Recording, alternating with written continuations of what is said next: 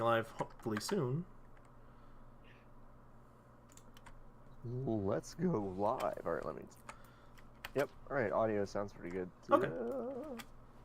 Is it dropping off?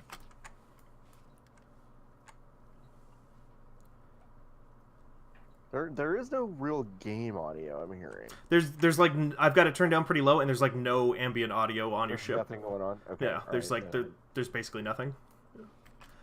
Okay. Like, all you would be hearing right now is like me sliding on the ground. Okay, cool. Cool. Cool. All right, hey, Steven, you like this game Warframe, and so do you, Dylan. Mm-hmm. I know nothing about Warframe. In fact, quick anecdote, the first 6 months of this game's life, I thought it was the game Warface. Mm-hmm. And people were like, you should play this. And I'm like, why? It's Warface. But it's a totally different thing. Yep. We gave our awards to Best Grind today, and this did not win, but it was part of our discussion. It was. What do you both like about this game from a grind perspective? Do you want to start, Dylan, or do you want me to just go into it? Sure. I mean, more than anything, it's easy to mindlessly grind. And I don't. There's a lot of games like Monster Hunter. You have to like actively grind everything. Like I have to constantly pay attention to what I'm. And you can't really like relax because the monsters never truly get easy. I mean, they get easier, but it's easy to die. Whereas in like Warframe, when you're doing missions like this, you're really just like mindlessly going. Right. And there's so much to level up to, because you level up your weapons, you level up your Warframes, you level up like literally every single thing you equip.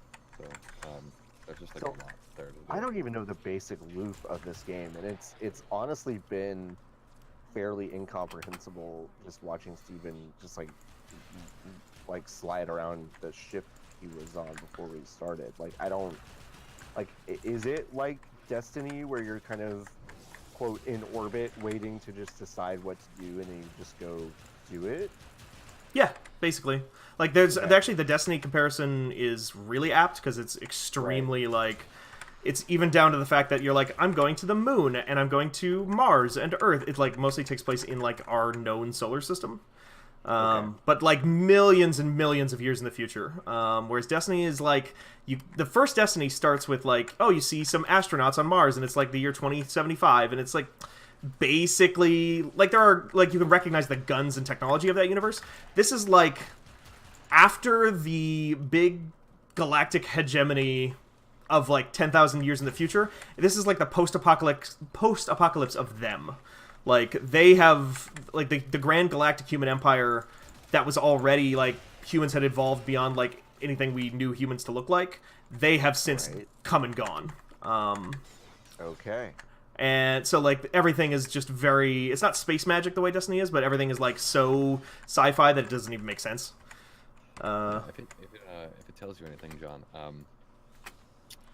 hearing Steven say all that, it's not stuff that's, like, well conveyed within the game, so No. something that was even news to me. Right. Dylan's like, wait, I'm a what? The end of who now? Well, Dylan, how far are you in? Like, have you played the Sacrifice up to the Sacrifice? Yeah, I know. I've cleared all the star chart except for the last planet. Yeah. Which is like Eris, the one where you get punchy dude. Atlas. Yeah. Yeah. Atlas. Yeah, Atlas sucks anyway, so don't worry about it. Yeah. The mission to get Atlas is such a bad grind. Yeah, I mean, I've gone through all the campaign stuff, and like I follow the campaign stuff's really straightforward and simple and like easy to understand. Right. The hard thing to understand is just like where the game takes place and like why everyone's a robot. Right. And like why they're all missing body parts and that kind of stuff. And like, it's not even just that too, because like you're also fighting kind of uphill. I actually, for as much as I love this game, it does not, and they even went back a few years ago and revamped the entire tutorial of this game to be way more user-friendly, and it's still not great. Like, it's hard to understand what you're doing at any given point. Because it's not, like, Dylan mentioned leveling up and stuff, but you're leveling up, but you don't actually get much of a power boost from actually leveling. What that does, usually, is increases, like, your available capacity to equip better gear, and that's the stuff that levels you up. It's like mods are the big thing in this game, and leveling up your Warframe increases the capacity to equip bigger and better and more mods. And like a mod will be something like, oh, I can equip this thing to my gun that makes my gun do 25% extra damage. And then I can level up that mod, so instead of doing 25% extra damage, it does 50% and 100% and yada yada yada. Yeah, the end like cycle is just like. And what is the tequila worm that's floating above your head? That's my Sentinel. It's a Worm Prime. It's like there's all kinds of companions in this game, like every video game has now, I guess. Even Fortnite has them. But these ones actually serve like a functional purpose. You can, again, equip mods to them that are more utility-driven, where it's less like... It's less plus 25 damage and more like you can equip this thing to soak up any loot that falls near you. So you don't have to like walk over it directly. It'll just vacuum it to you. And cool stuff like that. And they've added all kinds of different ones now. These were the originals, these little floaty hover guns that follow you around. But now there's dogs, and there's cats, and there's like these walkers that I'm fighting right now, you can have one of these as a pet now with this newest expansion. And they're all modular. Because it gets so wild in like how granular you can get with everything. And that's part of why the grind is so interesting. Yeah, one of the things that, like, even as someone who's an experienced player, that still confuses me, like, you obviously grind for weapons and warframes and stuff, but, like you said, there are module weapons, there are, module creatures and all that stuff, and they all have, like, different parts, and, like, at which point do those become unique items, and which things do you have to grind, and I have no clue. So yeah. You really have to dig into the game. And there's a really great community because Warframe there is a PvP element, but, like, nobody gives a shit about it. The game is like 99% cooperative, so everybody kind of works together and pieces this stuff together and puzzles it out and puts it on wikis and forums, and that's where you have to get a lot of that information. It's in the year that Monster Hunter World won our best grind of the year, and partially I think because it did such a much better job than that series has ever done of explaining itself. This game is the new Monster Hunter in that it does not explain itself. So yeah, so there's an opacity to it that I think, like, I've not even attempted to play this game, but part of it, like, I bounce off of stuff like older Monster Hunter games because they're so opaque. Like, I don't have a ton of patience for it's such a weird thing. It's like if a game has a big open world environment and asks me to just like, hey, good luck, figure it out, I love that. But if it's like systems working with each other, I kind of have to be told like what I'm doing. That's just my deal. And so the idea of Warframe doesn't appeal to me as much because I'm like, oh, I think I'm going to bounce off of how opaque this is. But I don't know. I mean, especially with you saying that the community is really good about it, that might change my mind. Yeah, it's probably one of the best multiplayer online game communities I've ever run into. I know Taylor Koch is a huge proponent of this game's community. We ran a story recently about how there is a server in this game right now called Fortuna 69, and yes, the players are keeping it alive by just continuing to be in there and not ever leaving, not ever letting it close. So it's the original like instance of that instance in the game is still continuing to go, and who knows how long it'll last. I asked Digital Extremes, the developer, for comment, and they kind of just said like, we'll see how it goes. Right. And that's the kind of stuff that these players come together and do. It's not like a lot of, another game that I played because I get really obsessed with any kind of game with like large mechanical stuff. I'm kind of the opposite of you in that way to a certain degree, John. One game I used to play a lot of was EVE Online. And that game is just like a hellscape of people fucking each other over constantly. Yes. Yep. This is not that. This is the inverse. I mean, and like every game, there's bad eggs. There's assholes out there, but for the most part, it's pretty good. Yeah. But yeah, Sorry, go ahead.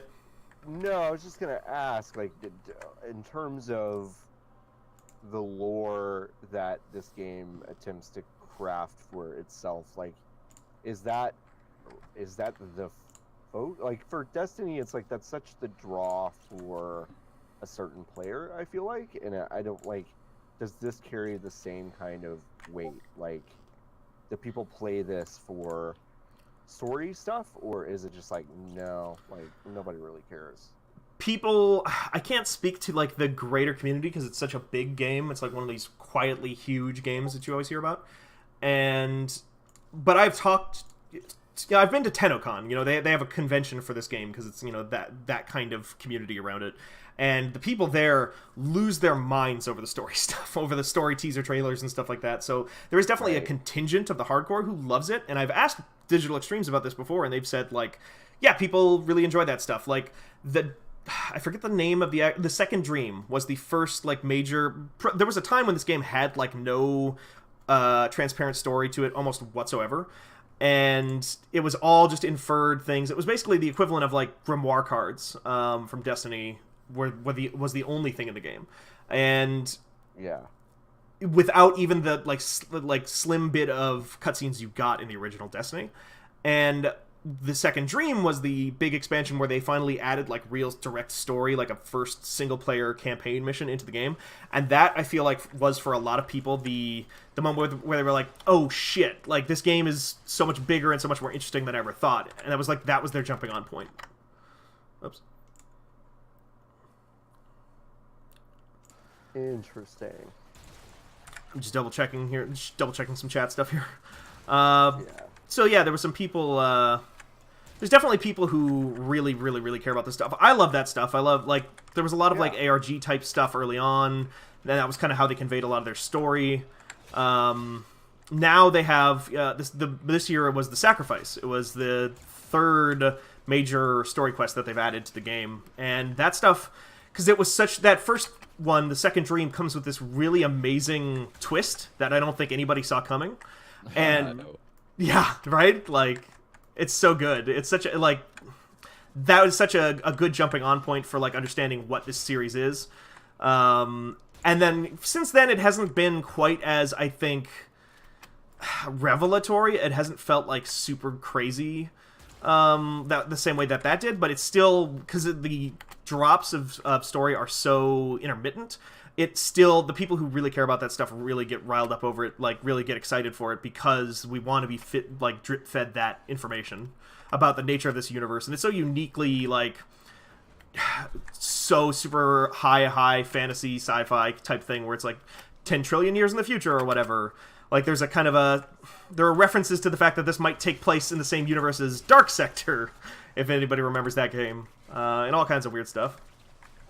Yeah, it's had a really weird year, like, when you think about it. Like, it started taking off in, like, November of last year with the first open world expansion. Right. And then, like, really took off when Sacrifice came out, or like around that time. Mm-hmm. I mean, I was looking back at when I wrote an award for this that hasn't come out yet, but when I was talking about it, I was talking about, like... Wow, spoilers, Dylan. Yeah. Oh, jeez. Right, okay, only in... God. The first 3 months was mostly just maintaining things, and then Sacrifice came out, and they've been, like, on a roll since then with releasing new Warframes and reworking things, releasing new weapons, new systems. And I think, now, what is a Warframe? Oh, that's a complicated question. Yeah, that's hard to explain. Don't look it up, you probably get spoilers, but... yeah, that's a big thing. Like, it's a space ninja. Yeah. Yes and no. They originally... Well, I mean, but how does one interact with a Warframe? Well, I am a Warframe right now. This thing that you see in front of you, that is the Warframe. Yes. And they're basically character classes. The game's classes, yeah. Okay. And they're character classes in the same way that, like, League champions are characters, I guess. Okay. Because it's not like one is, oh, this is the damage type or whatever. It's like this character has this backstory and they have this punch things. They have a unique ultimate. They all have 4 skills, like very MOBA like in that sort of way. But it's all cooperative, so there's not really like a huge worry about balancing. Except for when things get really, like, there was a time when nobody would play this game on the high-level content unless you specifically had a Warframe with you called Trinity, because she was, like, the only good support Warframe, and she could give everybody else mana, basically. And mana was super scarce and hard to come by. That has since been dialed back considerably. I'm playing a Warframe right now called Harrow, who can, he can convert his own energy, like his mana, into a bubble around him where every kill he gets gives him mana back and also gives mana to his allies. Yeah. And he's a very cool Warframe. I don't think he's by any means like top tier or anything, but I have a ton of fun playing him because he's very dynamic. So he's usually the one I go to when I'm just fucking around, like I am now. But if I'm getting serious, I'll play like Inaros, who's like a mummy Warframe who has an ult where he can convert his own health into armor and then suck the life out of enemies. So he's constantly like buffing himself back. Is nobody? Oh, reactor's decaying. Okay. He is constantly like making himself harder and harder to kill, but also like draining his own health in the process and then gaining that health back from consuming fodder minions and stuff. And Interesting. it's kind of Now, like, you said a mummy Warframe. Yes. Okay. Yes. Yeah, they have themes and stuff. There's like a spooky Warframe. There's a. I think an this is the Egyptian spooky Warframe. Mummy Warframe. I mean, this is there's pretty like spooky. the arrow wielding Warframe. There's the blood Warframe. Right. The new one is gore themed, is what they called it. Garuda. There's a necromancer Warframe. Which one? That's pretty. Necromancer. Oh, Necros. Yeah. They all have names like Necros. Now, are these like the flood enemies, like the zombie? 100%. Explode? Yeah. That's this exactly is what they wild. are. This is really. This is really wild. they're the infested, which in the lore of annoying. yeah, they're really annoying because they just keep coming, and they can poison you and poison damage bypasses your shields, which really sucks. Oh, there's this whole system. This game, again, in terms of like just how complicated it is, this game has this whole system of there's I think 12 different damage types or 8 different damage types, and they all do more damage against different enemies better. There's like toxic and corrosive and viral. And viral and toxic are 2 different types of damage that have 2 different things that they do to enemies. Yeah, and you have to know how to use those in mods. Like, they don't tell you this, but mods go... Or they might tell you, actually, but you have to, like... It's something I didn't learn till for a long time, is that, like, the order you put the mods in your Warframe matters. Mm-hmm. Which isn't something that's conveyed very clearly. Like, if you add cold and hot, like, those combine to make, I think, blasts, like explosions. Yes, I think that's blast. There's, like, a whole bunch of those. Like, there's... Literally do so much Googling with this game. It's Right. ridiculous. There's a bunch of damage tables out there, and for the most part, a lot of that stuff doesn't really matter. It's only when you get into the like high level endgame type stuff that like you are really worrying about. Like, okay, this boss enemy is weak to viral damage, so I want to make sure I equip my gun with viral damage and not corrosive, because corrosive is good against armor, but I need to reduce his maximum health and yada yada. Hey Steven, real quick. Is there any way you can bump up our volume? In game? In the recording In- of the stream. I can try. People say John and I are quiet. I don't know how to do I can that. confirm that we are quiet, but Try. it's Oh, like I'm increasing output volume through Discord. Maybe that'll. that should do it. Okay. I think. I just bumped it up to 150%. Let's try. If you're really quiet, I'll try 175 for now, and we'll see it. We'll see how that goes. Okay, let's do some testing.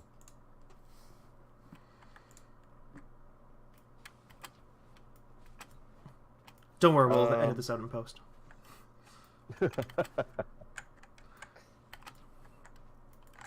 Oh yeah, I don't actually know where your guys' volume is going to be coming from in the stream.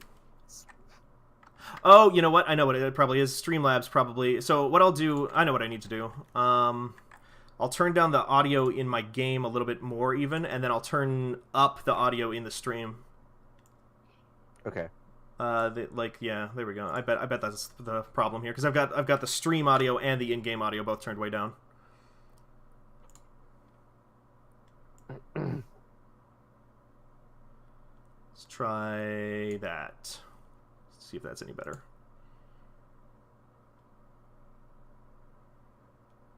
Okay. Try talking now. Hey. Wow. Fancy meeting you here, Warframe. Yeah. Yeah, that sounds better. Okay, perfect. It's a little blown out. Yeah, maybe I can turn it down even back a little bit, just a little bit. There, try that, and then maybe put you guys back down in Discord too, just in case that matters. Yeah, that might be better.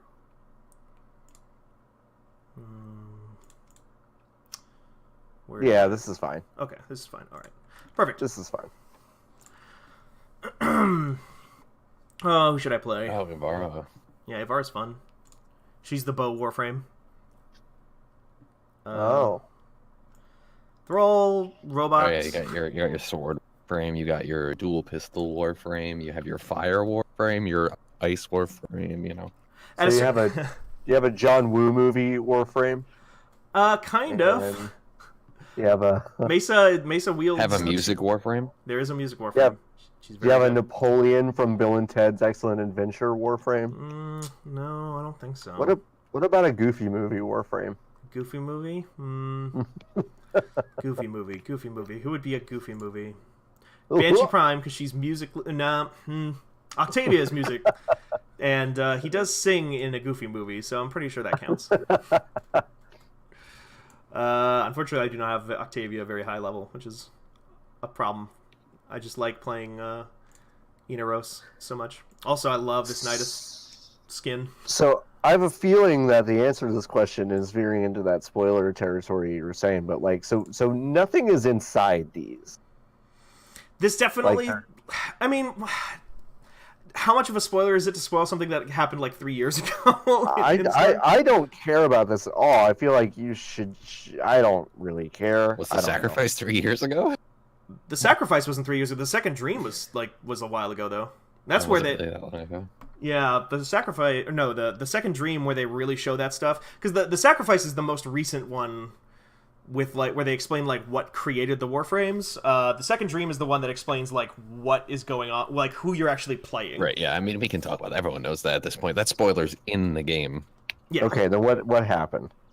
So there was a quest. The first story quest was the second dream, and it was a whole thing where I can actually probably even play the opening cutscene through this terminal here. It was this whole thing where you basically find out that the Warframes, for the longest time, everybody thought the Warframes were like mech suits, like powered armor that you wore. And in the second dream, there's a long quest that takes you to the moon, which at that point was not a mission in the game. Or a zone in the game, rather. And basically, you find out that you are like a star child, like genetically modified kid who has been like living inside of like a stasis pod on the moon, in a, like hidden from all the bad guys for 10,000 years, remote controlling your Warframe from that location. And in that mission, you have to go as your Warframe and go like rescue yourself remotely. And bring your physical human flesh and blood body back to your ship. Because this guy, the stalker here, teamed up with that talking sword. Oh, hey, neat. All right. The talking sword is the main villain of the Warframe universe. It really is, which is weird. Yeah. He's not. I don't think he's originally a talking sword. I think he's like soul is trapped in that sword or something. It looks like Sauron in the middle of that thing there. Yeah, that's what do you call it? That's oh yeah, what is his name? Hunhao. Yeah, it says right there. Hunhao is a sentient, which we find out I think in the second dream that the ancient civilization that like for the longest time was like implied to be like, oh, they built all of this. They built like the huge galactic empire, and you are kind of like playing around in its ruins. They why don't I load into something while I explain this? They were destroyed by a race called the Sentients, which are like these which are literally sentient robots, and they went dormant for like 10 million years, and now as part of the like ongoing story that's going on in Warframe now, they are starting to reawaken and show up again. Oh my. And yeah, so we've been like the previous 3 story quests have all been about like in various ways fighting against those guys or learning more about the Orokin, which is like the ancient civilization that like created the Warframes in the first place. And like more recently we found out, oh hey, those guys sucked too. Like both of those ancient civilizations were not good. Okay. Yeah, it's real weird. You got to do like this is all stuff that you'll mostly only get through the wiki, right? Or through any kind of lore kind of thing like that. But like they created the robots, and like the robots left because they needed the robots to go into the void, because humans that go into the void get like mutated and go crazy. Right. They needed space magic. Yeah. It's the usual stuff. Yeah, it's there's definitely a lot of like very, I don't want to say hokey, but like it's not super original all the time. It's more like how it's presented and like the art style and a lot of the like the character designs and stuff. Like this person with a robot head and human hands here. Like stuff like this is kind of what makes this game like stand out, even with its kind of like contrived, like an ancient civilization built a bunch of robots and like now you play as them. Like it's from Mass Effect to Halo, everybody has to have an ancient civilization that built something. Yeah, so that's all stuff that you find out. Like, I mean, and that second dream, that's not stuff you find out right away in the game at all. That's like 50 hours into the game. Like, you need to like level up. You need to level up for like a long time before you get that. Maybe not 50 hours, but like 25 hours or something like that. Like before you're like high enough level to even see any of that stuff. But when at the time when it happened, people like lost their shit because it was like there was no hint whatsoever that you were like a child on the moon and you were not like a super soldier or something. Okay. Yeah. Warframe is weird. Warframe is cool as hell though. Warframe is weird. It doesn't but really. That's okay. Yeah. And, but the thing that weird is good. Yeah, totally. I don't know. I mean, I think I don't know. I like it. Yeah. It's like I said. It's this stuff here where these character designs and stuff like that are like that is a lot of the charm of the game. And that's kind of why I play beyond the grind itself, because the grind isn't, in the grind tradition of like very grindy online games, it's not really in service of much. Like there's not really a great end game in Warframe. I don't think. Maybe you disagree, Dawn. Yeah, I mean you're kind of just grinding to level up your master rank and unlock more weapons and brag, I guess. Yeah, and see more stuff as they add new stuff. They used to have raids. I think they were, I forget what they were called. They were not called raids, but they were basically raids. But everybody hated the raids so much that they eventually just took them out of the game entirely, fairly recently. And are basically like saying like, because that's one thing that's also very interesting about Warframe. That's part of the reason I keep coming back, even though I burn out on it quite a bit, because there isn't much of an end game. They are adding stuff so often and so much. And it's always so different. Like this whole zone, Fortuna, is like new to this game, and I'll go out here into the actual area real quick to show you how big it looks. And this is the planet that's a debtor's prison, right? Yes, this whole place is a debtor's prison where they literally repossess your body parts. That's why these people don't have like human heads. Ooh, okay. Where like if you can't pay us, we will send you off to work. And if you aren't working hard enough, we will take your organs and sell them to rich people and give you robot replacements. So you can work harder and continue to do that for us. And when you come here, you team up with this lady who is basically the head of a labor union. But like a direct action labor union that is like, hey, go blow up their shit. like we're gonna. So like real sees the means kind of shit. 1000%. It like leans really hard into that stuff. Yeah. Love it. I'll just do a really easy mission into it. Mm-hmm. Yeah, and kind of what you were saying about the grind stuff is just like the reason I think I latched onto it so hard is it all feels obtainable. Mm-hmm. It all feels like if you dedicate enough time, anybody can be max rank. Yep. Because by default, most of the game stuff has automatic matchmaking, so like you don't even have to be that good. You can get carried through most things. Yep. There's very few things in this game where you actually have to communicate with your teammates. No, because it is so mindless half the time.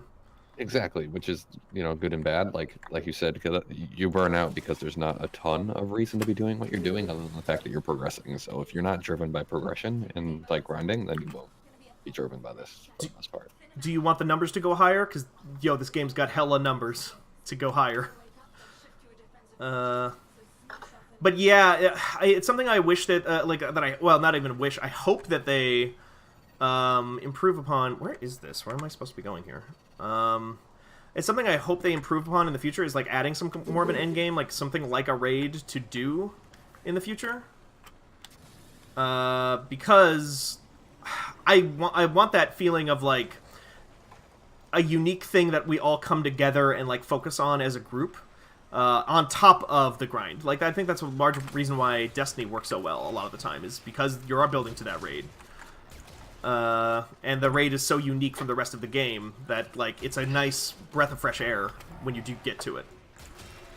Yeah, true. I mean, I think the biggest thing it suffers from is just like the grind itself isn't rewarding a lot of times. Like that's the thing I always feel like I could get an exotic at any point. I could get new gear at any point. I'm not someone who really raids, but there's always new stuff that can drop. Whereas in Warframe, I'm just going for numbers, and you never get that like aha moment. It's like, oh, this one's maxed. I guess I switch to the next weapon. Like that's it. The only real like aha moments come like, oh, that piece of the Warframe that I need to craft this thing drops. Like that's the only kind of aha moments you really get. Right. And that part of the reason that kind of is a little bit lame sometimes is that it feels so incremental, because it's like it's not even a part of a Warframe. You don't really get parts of Warframes or parts of you get parts of guns, but like once you do, you still have to craft that part, and then that takes 12 real world hours, and then once you get those 3 pieces together or 4 pieces together, then it takes like another 72 real world hours. So it's not like there's no real like super immediate reward in any way in this game. It's mostly crafting materials, and the crafting is all real time, so yeah. Crafting is all real time, so you like set it up and then you can leave it. Yeah, basically you can leave it, and it'll continue in 72 real world hours. Your Warframe will be done, cooking. My God.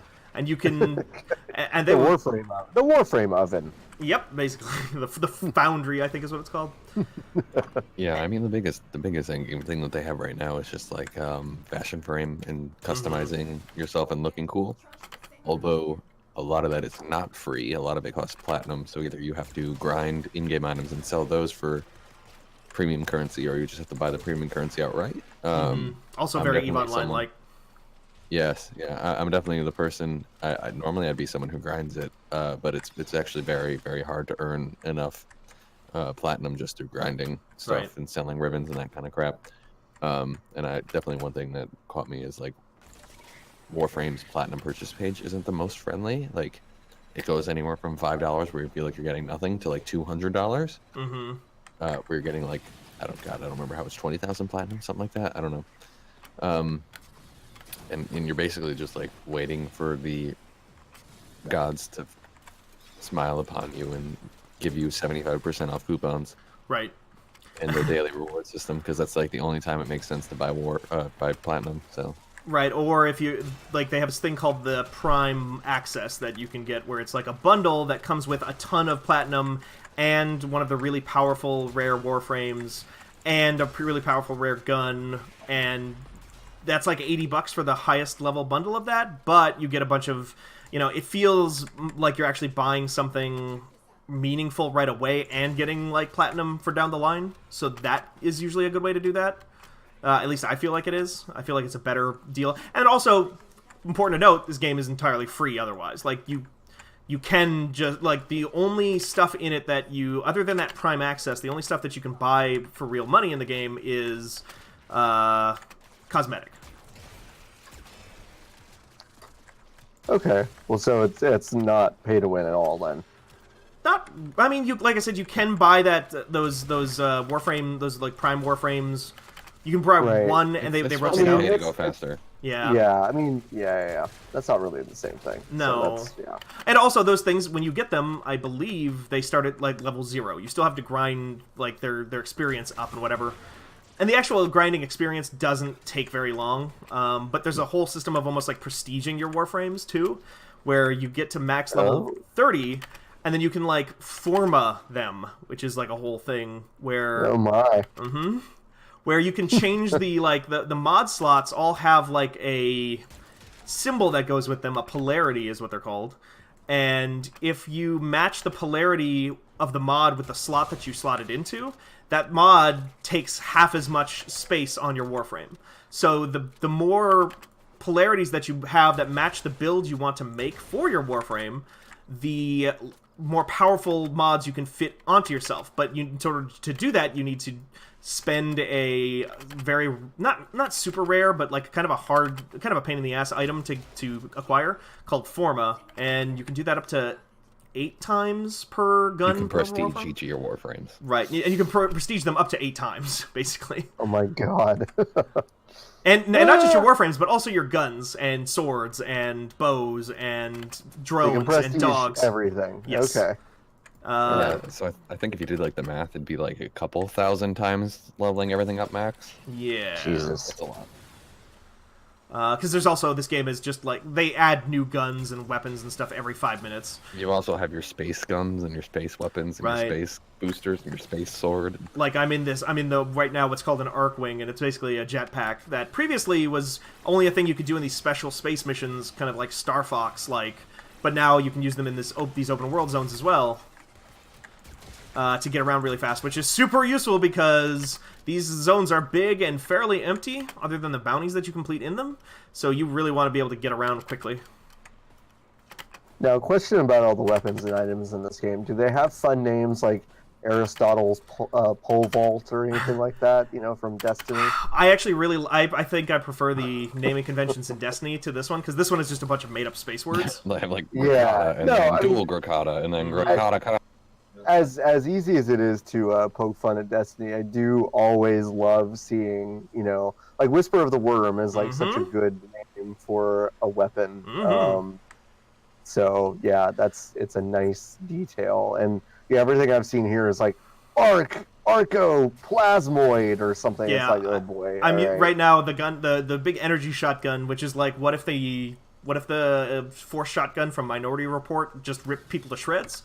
It's called the Arca Plasmor. This pistol I have, it's like a shotgun pistol that, if you get 3 kills in rapid succession, it spawns a second one of itself. So you're suddenly dual wielding this plasma or this pistol, so it shoots way faster. This is called the Piranha Prime, but it's not spelled like the real word piranha. It's like got its own special spelling with like a Y. And then there's this big head. This is the guy who runs the debtor's prison. He's having a statue of himself built here. Oh, that sounds about right. Yeah.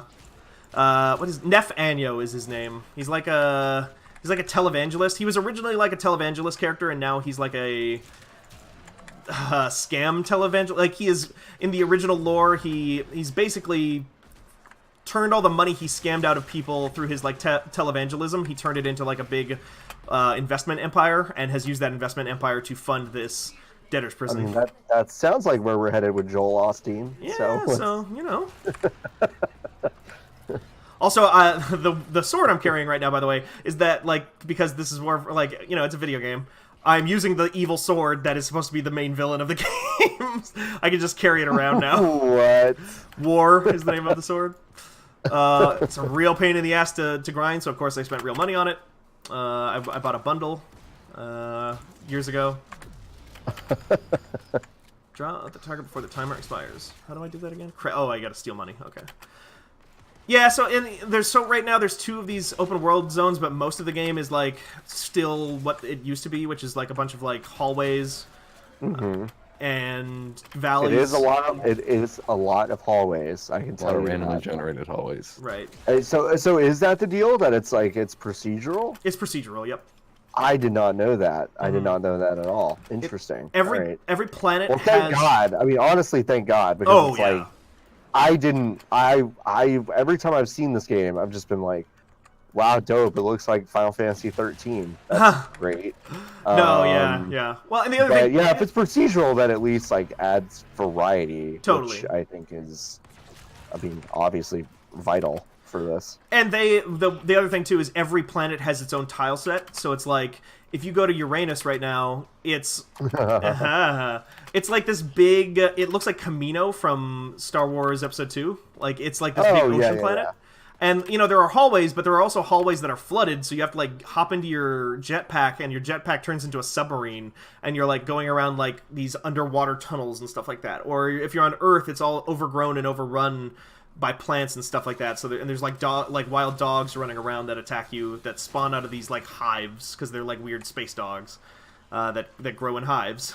And, so it's not just the same hallways over and over and over. It depends on what planet you're on, and they're actually always updating that stuff and making the tile sets look more varied and nicer and stuff like that. And I think they've just announced the previous one that they revamped was Earth, which is like the big foresty planet now. But they've announced like the next one to get revamped is like Venus, maybe. I can't quite remember. There's totally like again on the I think it was top Jupiter. Jupiter. Because Jupiter is one of the brown ones. Okay, yeah, because right now Jupiter is just looks like Bespin. Like, speaking of the contrivances and like how this is basically just like pulling from other sources, it looks like the Cloud City, you know. Yeah. Which, you know, it's Jupiter, so that kind of makes sense. Yeah. Other than the fact, like, and the most of, you know, you're like on platforms in the sky and whatnot. And then yeah, this is Venus, but this is like the open world zone of Venus, so it's a big giant snow area. Which I think their lore justification for that is that, like, the old empire was, like, terraforming this planet, trying to make it livable, but then they got wiped out before they finished, so now it's, like, a big ice planet instead of, like, super hot. Alright. Yeah, I wish I had, like, a better explanation, like, a better way to, like, say, like, oh, no, if you just play it, it gets, you know, it's perfectly understandable. It's like, no, it's really complicated. I mean, that's cool. I mean, there are instances of things where it's like, you know, yeah, sometimes I like it if systems are kind of spelled out for me, but I also admire the vagueness of certain sci-fi. So, I don't know, like...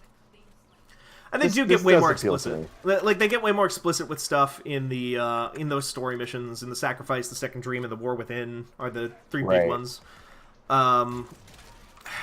But... for the most part, most of the things that you're like learning about and stuff like that are very hard to come across, and the bigger problem is just that like so much of the game itself is not explained very well, like the mechanics. And it's something I have brought up to Digital Extremes a couple times before, saying like, you guys should maybe like do something about that. Like, I think that might be. I think that might be like one of the things that makes this game so impenetrable, because I think it is the new Monster Hunter in a way, because Monster Hunter did revamp itself so well this year.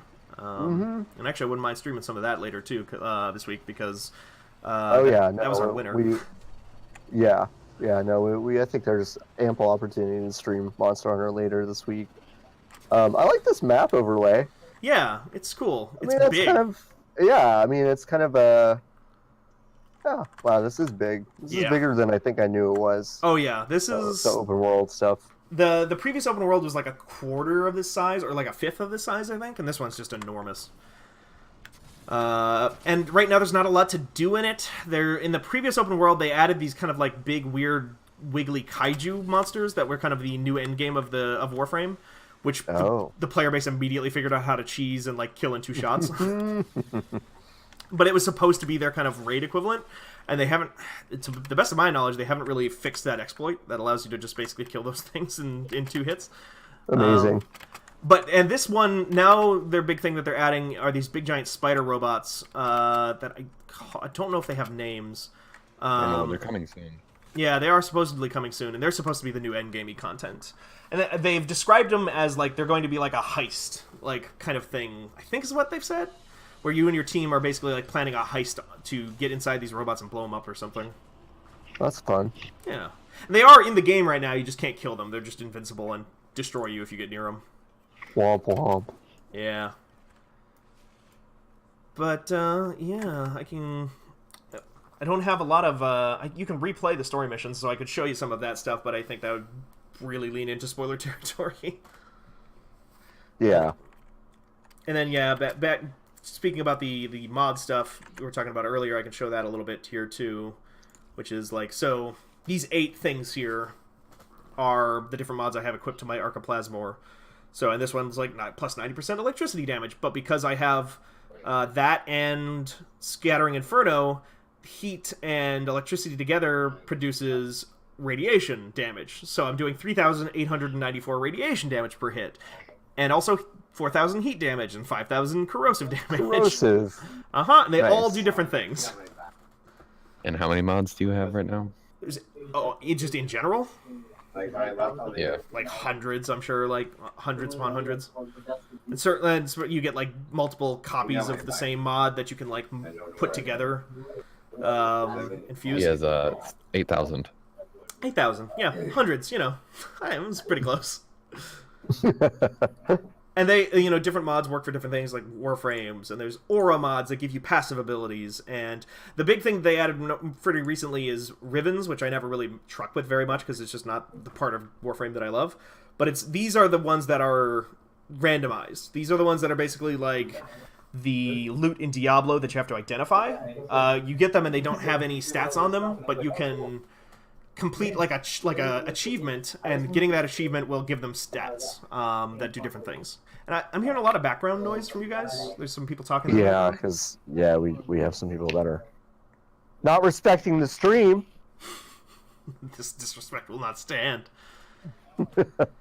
And this is where a lot of the people's like late game content comes in these days, is farming for these Rivens and like trying to sell them on the market and like hoping for like those god drops, those god rolls, and yeah, trying to get platinum on the open market for them. Because that stuff, because it's not really balanced in any way, because it's all randomized, that stuff can make your guns just completely ridiculous. But like to unlock them, you need to, like this one here, it's a melee mod, I know that, but I need to complete a solo interception mission with level 30 or higher enemies and a hobbled dragon key equipped without dying or becoming downed. Oh my, well, I like drowned. Yeah, drowned. I'm just gonna. I mean, yeah. Some of them are so ridiculous that your fire rate and stuff will go so high that you'll end up shooting backwards out of the gun. They're really weird. They're really, really weird. This game also, on that topic, this game's janky as hell sometimes. And they hot fix it constantly. They fix it all the time, but like every time there's a new content update, something is broken. I remember when the jetpack stuff came out, enemies would like clip inside of asteroids, and like missions where you have to kill X number of enemies you just couldn't complete because they were inside of asteroids that you couldn't shoot. And yeah, generally the consensus about the jetpack stuff is not positive. And that's how Kuva babies are born. Yes, exactly. Oh, so there's this whole resource called Kuva. No, I don't need to get into the nitty-gritty of that. But yeah, I think that's basically the gist of the game right now. You know, here's the foundry where you can equip different Warframes. Not only are there... Oh, that's the important thing. There's not just Warframes and guns and swords. It's Warframes and guns and swords and Prime versions of all of those things. So the real loot chase is... You start with like an Ash, but then you want to get all the pieces for Ash Prime, which is like... Oh my god. It's the better version of Ash. It's like I'm trying to think of like an equivalent. It's a shiny? It's a shiny, but it has better stats too. Okay. But if you want to max your rank, you're going to have to get both versions. Yep, and level them both up. And for the longest time, that stuff was completely meaningless because they just didn't have anything tied to your like overall character level. Like, I'm level, what does it say, 17? Mastery rank, and that stuff didn't really do a lot of stuff in the past, but now they've been trying to like make it more meaningful, which I think is partially them trying to make sure that like, oh, there's more of a reason to find everything, get everything, level up everything, prestige everything. I forgot to mention this too, like because I explained earlier that I'm like, you know, a star child. Now you also have these like spells that you can like pop out of your Warframe mid-battle, which I didn't do in that previous one because there was no reason to. But you can pop out of your Warframe mid-battle and use these like basically magic that you have this whole skill tree for now that got added with the second dream. Oh my god. And you have guns for your physical body that when you pop out of your Warframe mid-battle, you can shoot like laser beams that do different things. Gotta grind all that. You gotta grind all that. That's what killing those kaiju was for back in the day, or it still is. But you would get better amps, was what they were called, like these kind of like Mega Man arm blasters. It's just like a really weird game when you think about it, because like that twist of human beings being operating these things was like huge, and yet at the same time, like in my first 50 hours, I saw countless times I people popping out of the Warframes and being like, what the heck is that?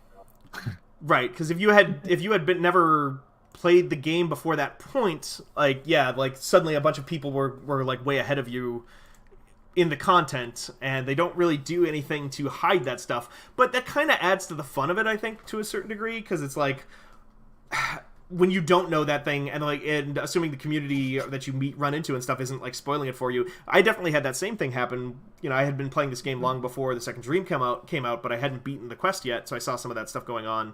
and didn't realize, I think, at the time that the second dream was this big, crazy thing. I think I just assumed it's like, oh, it's another mission where I'll get another Warframe or whatever, so I'll do it when I feel like it.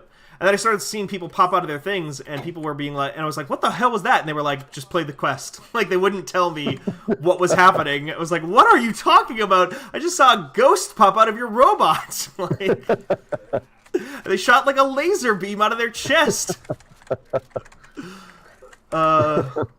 And yeah, so it does add to the mystique of it, I think. Again, assuming you get the right group of people around you. I don't really have a clan. I do have a clan in this game, but there's certain blueprints that you can only make if you have a clan headquarters. So I just made a one-person clan headquarters and just pay for all the stuff that like is supposed to be paid for by an entire clan. But I play this game so much that I just have enough crafting resources to make up for it. So I have a clan called Phantasy Star Online 2. Because there was like a running gag with me and my friends at the time about how this game is a lot like Phantasy Star. Yeah, I mean, I could see it. It's maybe less Phantasy Star than it used to be, but yeah. Right. It's more its own thing now. There's like all this parkour and things like they used to have like a much more. It's actually why I don't think the actual like the Space Ninja comparison works anymore. Because previously it was like you had wall running abilities and you were supposed to like, you know, slide at super speed and kind of be stealthy and stuff. And now they changed the movement system, so the best way to move around is to do this. Where you do this double jump, slide, double jump, right, slide, bullet jump. I've seen this a lot, yeah. It's the best way to move around very quickly, so you need to like get that combo down. And that's definitely another part that a lot of my friends have like not been able to wrap their heads around, which always, you know, frustrates them because everybody in every mission is like running at sonic speeds, getting way ahead of them, killing all the enemies in front of them, and they never see any of the action, and they're like, well, what am I supposed to do? And the answer is to like, I don't know, play solo, and that's not a great option, or like a great answer. Right, right. Definitely a game with tons of problems, like no doubt about it. I'm glad I discovered this game on my post mechanical keyboard days. Oh. Yeah. It definitely would, yeah, lots of clacking. It's a very fast-paced game. Have either of you played this on Switch yet? No, I started downloading it and stopped. Okay. I downloaded it, loaded it up. They make you play through the tutorial before you can connect to your account, and I just can't be bothered. Yeah. Well, that's the other thing, too, that is actually kind of a bummer about this whole thing, is that there is no crossplay whatsoever between any of the versions. Like, it's on every console, every modern console right now, and PC, but the PC version is, like, 2 months ahead in terms of content. So, okay. Right. So there's, like, no It's the definitive version. Basically, right. Yeah. Which I think the consoles just got the new open world stuff. And it's something I I just would... got it last week. Oh, really? Okay. It's something I would definitely really like to see them do in the future, and they've talked about how they want to do it, but like I'm sure it's such a huge undertaking at this point, because I mean this game runs on like Unreal Engine 3. I think it does anyway, or I'm sure it's some like weirdly modified. I mean it's the original Dark Sector engine, I think, whatever they used back then. The Dark Sector comparisons also are one of my favorite things about this game, too, or the Dark Sector connections, because Dark Sector was this very bad third-person shooter on consoles. It was fine. Set in, like, Russia. Dark Sector was originally announced as the first PlayStation 3, Xbox 360, like, game. Before they were even called that, they were saying, like, for next-generation consoles. And it was Warframe. Like, the original trailer showed, like, some very Warframe-y stuff. A lot of character design stuff carries over from that original design document. And by the time that game came out, it was like they had the guy who played Lex Luthor on Smallville doing the voice of this guy who's like in Russia, and it was a Gears of War style stop and pop cover shooter. And that was the game that ended up becoming called Dark Sector, but the game that was originally pitched as Dark Sector became Warframe. But a lot of the stuff that they talk about in Dark Sector, like the main villain of that game is basically Excalibur, which is like one of the mascot Warframe of this game. You're called the Tenno in this game, like the Star Child race of like cyborg people that you play are called the Tenno, and the character from Dark Sector was called Hayden Tenno. So like there's this whole like thing about how, oh, like, they're all descendants of that guy, and like the infestation is the virus from that game and whatnot. And I don't know if I've ever gotten Digital Extremes to admit one way or the other if it's just like a goof or if it's a real connection, like in the lore. Right. There is also a skin in this game that just makes you look like that guy from that game too. Some really great cosmetics too, like some really cool looking stuff. Like I love that's where all my platinum goes, is to the bundles for the deluxe skins. Like Nidus, who's not really one of my favorite Warframes, but he has a dope ass skin here that I really like, where he's got like ghost arms sticking out of his chest that are folded over, and as he builds up charges of armor, which is like part of his ability, his body starts to change in real time. It's like a progressive skin, but per mission. That's kind of great. Yeah, it's like really cool character design stuff. They work with like the community to develop, like the community creators can make their own skins, and then they will put them in the game and then give the creators a cut. I think this Trinity skin is also very good. This is that healer that was like way overpowered for the longest time. And you know, you end up with a bunch of Warframes that aren't very good. Like Wukong is kind of really weak, and so everybody's obviously like, "Oh, make him better." You know, God, every single game has a Wukong. It really does. I mean, Dota, League of Legends. Yeah, League Warframe. does. I think AOV did. Really? For the 3 people on stream that have played AOV. Oh boy, that looks like the Grim Reaper. I mean, Necros, yeah. I like the designs. They all have a vibe. This guy can take off his head like it's a top hat. That's pretty good. Heyo, that's fun.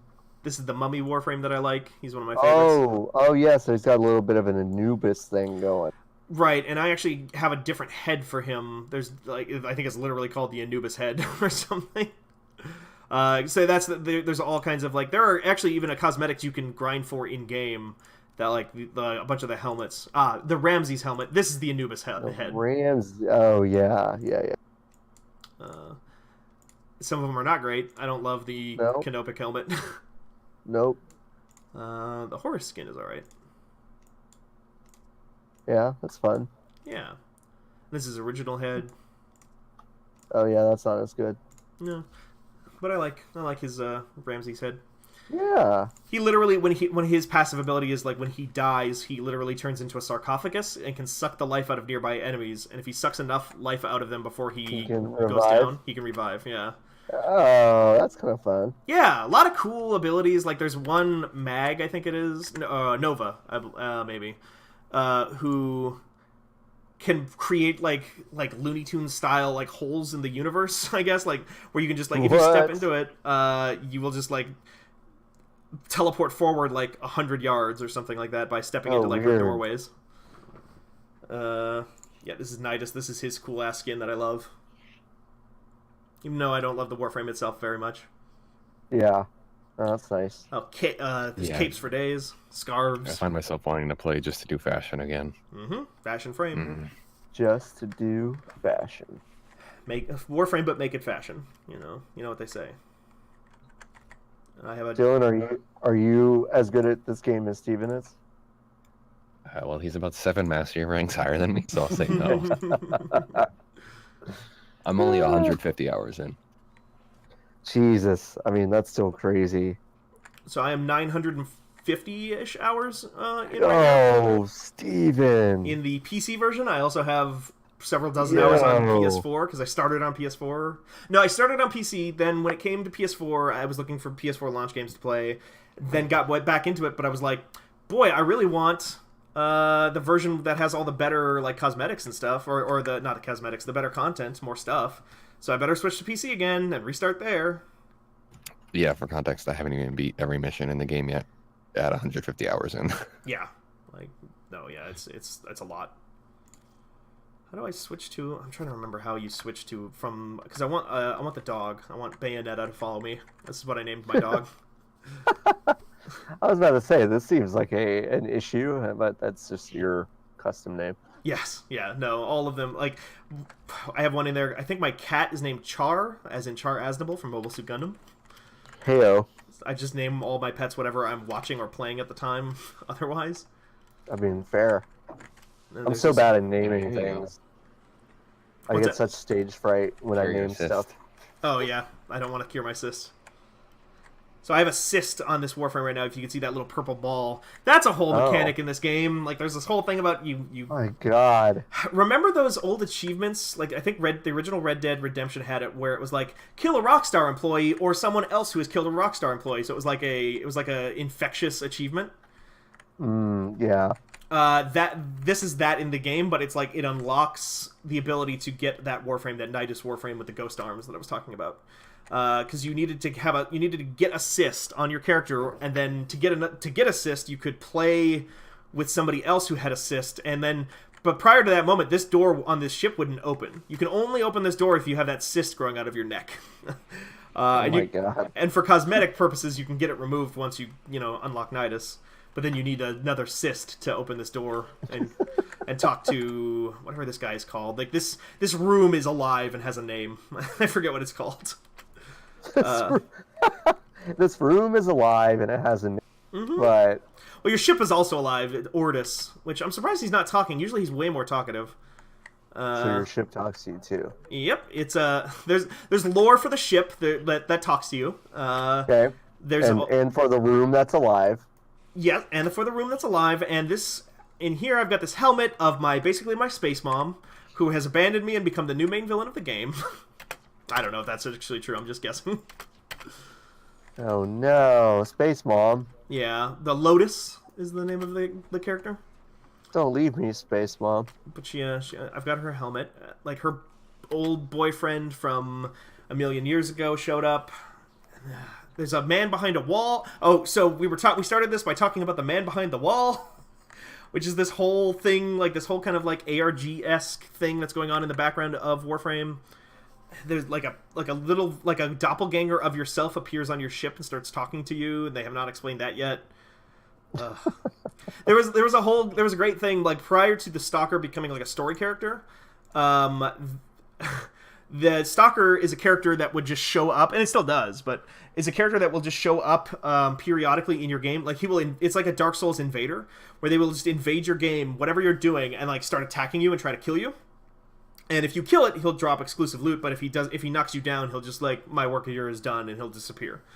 And for the longest time, Digital Extremes would not acknowledge that character existed. Like, they added him to the game, and then like players were asking like, "Hey, what's up with that weird fucking guy?" And they were like, "What Stalker? Like what? Like what's up with the Stalker?" And they would just like not acknowledge his existence. And there is a bundle of his equipment that you can buy for real money in game. And the bundle is called the What Stalker bundle. So Oh man, it's funny. I mean, I don't know. It's always interesting to see this. It's like other devs could not have this kind of relationship with their players, so it's kind of fun to see a game with this sort of vibe that has this too. I don't know. It's a weird. It's kind of a dichotomy, but I like it. I don't know. Yeah. No, you're absolutely, like, they have a really good relationship with their community. I mean, most of the voice actors in the game are developers who work on the game and stuff like that. Like, Rebecca is the voice of the Lotus, and she's like their community manager for Digital Extremes. And they do dev streams every week with those people that talk about stuff, and people love it too. Like I mentioned earlier, the Tennokan stuff, when the voice actor for Till Rigor, who's a boss in this game, came out and did the voice in front of everybody was like, yes! They lost their shit because they heard like that guy's voice, and he said the line that he says in the game, and it's like, all right, people are like hardcore about Warframe for sure. You kind of have to be, otherwise you're not getting much out of it. Right now, I am farming void traces, so I can open my relics. Hey, of course you are. As my mummy man. Yeah, there's so much stuff we haven't gone over. There's so many more systems that I just wish they would do a better job of explaining to people. I don't want to make this like the like complain cast either, or the complain stream either. But you know, talking to somebody who cannot wrap their head around this game, kind of the game. It's not hard, easy to wrap your head around. Oh, I got 12 void traces. Nice. Oh, and by picking that up, I got a focus multiplier, which will give me more focus XP for my operator form, which will allow me to open up new ways on the Zenuric path. Oh my god, you have to... Oh, wow. Alright. Yeah, there's hacking minigames, and there's different hacking minigames depending on what faction you're playing Yeah, against. I saw one of them that was, like, twisting the shapes to make, like, a spider web looking thing. Yeah, we can't forget that you also have your fishing, your mining. Oh, yeah. Oh my god, there's fishing? There's fishing, and it's actually... There's also electric, like, machine fishing. Machine fishing, yeah, because they're like... Oh my they're god. They're robot fish, so you need to hit them with, like, an electromagnetic spear.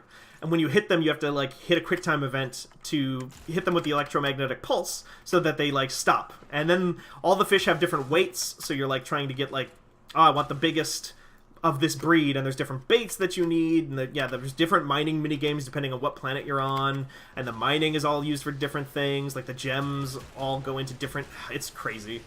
I haven't done any of that. I'm 150 hours in, if that tells you anything. Yep.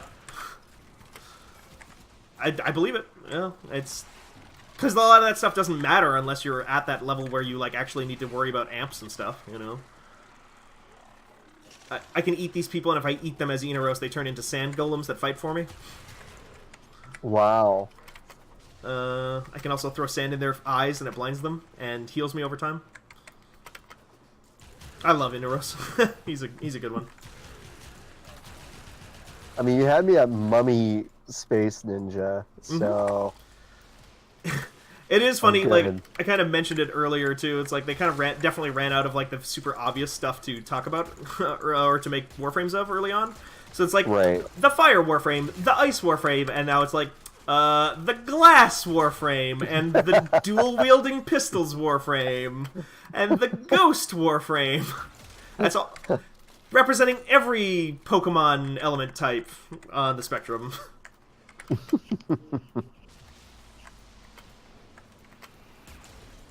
And yeah, like you kind of just but it is a fantastic game to just like where you feel like you can jump in, make some progress on something because there's just so much stuff that no matter what you're doing, you're always getting more crafting materials or more credits or more endo to level up your mods with. Like even if you just do they constantly rotate in like time-limited quests that are like only available for 45 minutes, but they'll drop like specific resources. So if you really want to farm Tellurium, which is really hard to get otherwise, you need to go like there's a Twitter account that is just warframealerts.com that will just give you tweets that just say for the next 45 minutes you can get 300 plastids from this planet if you go there real quick.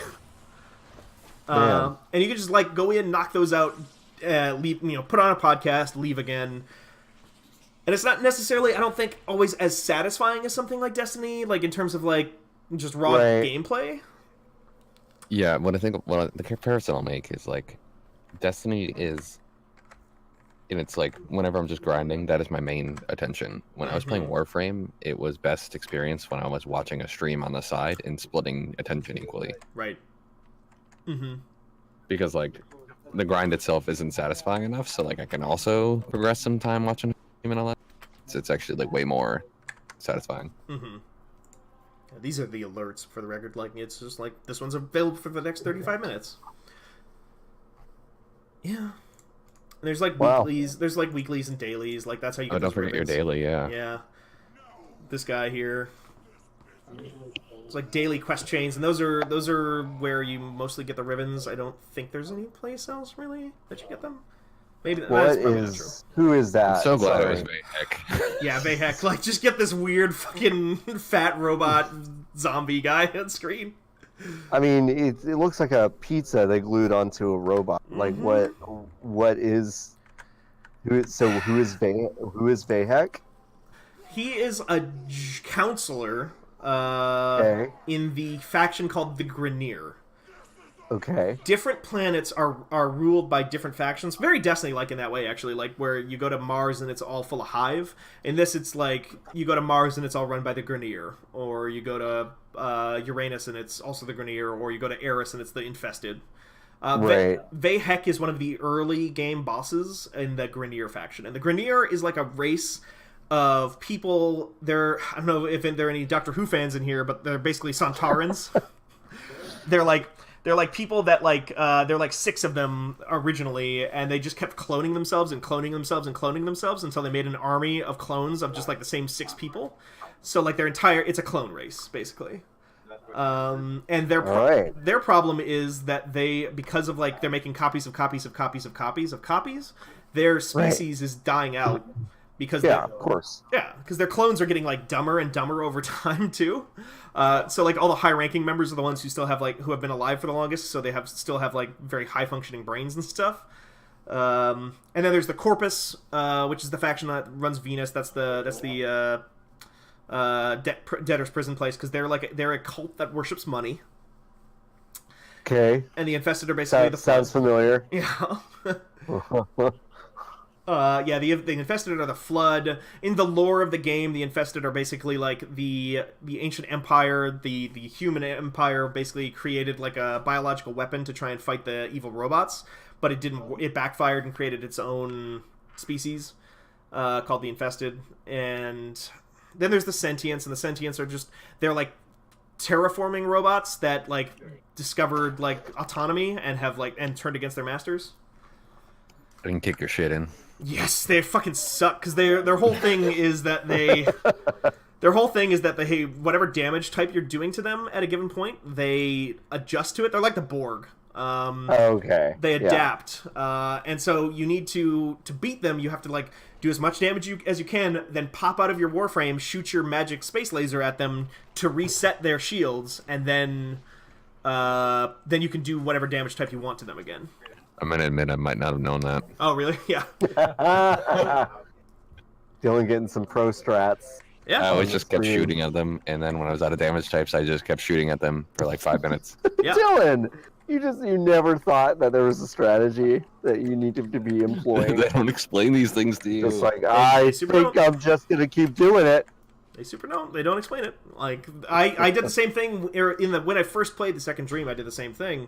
Well, because when you first play the Second Dream, you don't have the ability to get out of your Warframe, so you have to do that for like the first time. First time those you fight damn spinny things with the arms are like the absolute worst. Conculists or whatever they're called.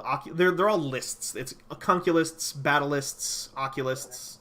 They all have different powers and do different things that fuck you up. Where did I need to go? Iliad, is that said? So this is like these junctions are like how you kind of progress through the single player story and unlock all the new missions. I was playing Warframe way before this ever got added, so I never actually had to beat all of these because I already got that stuff ahead of time, and it just unlocked it for me. So I have a bunch that are just of these like very basic missions that are very basic for most people that I just have never done because I never had to. So I'm just going to show it off real quick, I guess. It's this cool cutscene.